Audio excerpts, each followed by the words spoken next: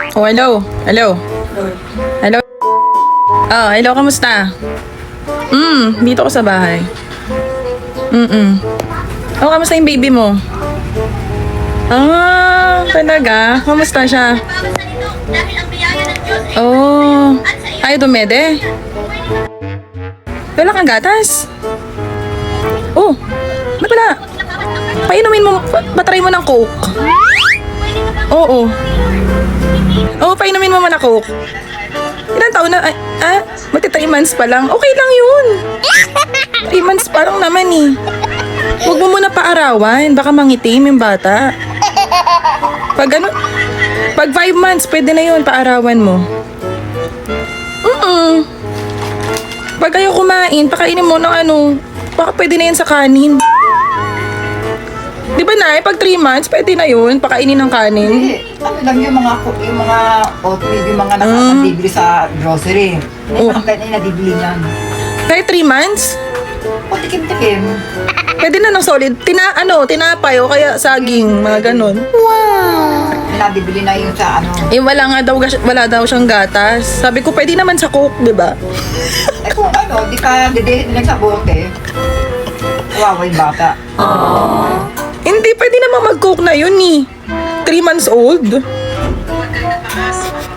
O tapos, okay naman na yung medication. Galing naman. Improving naman. Huwag yung paarawan, baka mangitim yung bata. Oo, huwag yung papaarawan. Pag na siguro, kahit 1-year-old na siya, tsaka nyo paarawan. Oo. Ano yun? Baby pa nga pinapabinili na. Hindi, sabi ni nanay, okay lang naman daw. Eh si Jessie nga kinabukasan ng pinanganak, nilabas ko na, pinarawan ko. Para makaasa na sariwang Baka magandang panahon. Kaya lang pag mga 1-year-old na, pwede na. Kasi baka mangitim yung bata. Hindi ba? Hindi, tsaka pag nagugutom bata, pakainin nyo na agad ng mga saging, yung mga burger.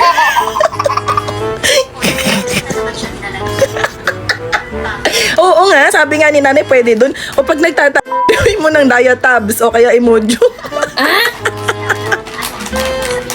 Oo. Ito nga si nanay sabi sa akin, pwede naman daw.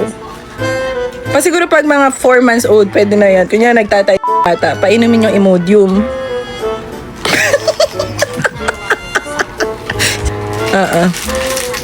Sige, ingat kayo.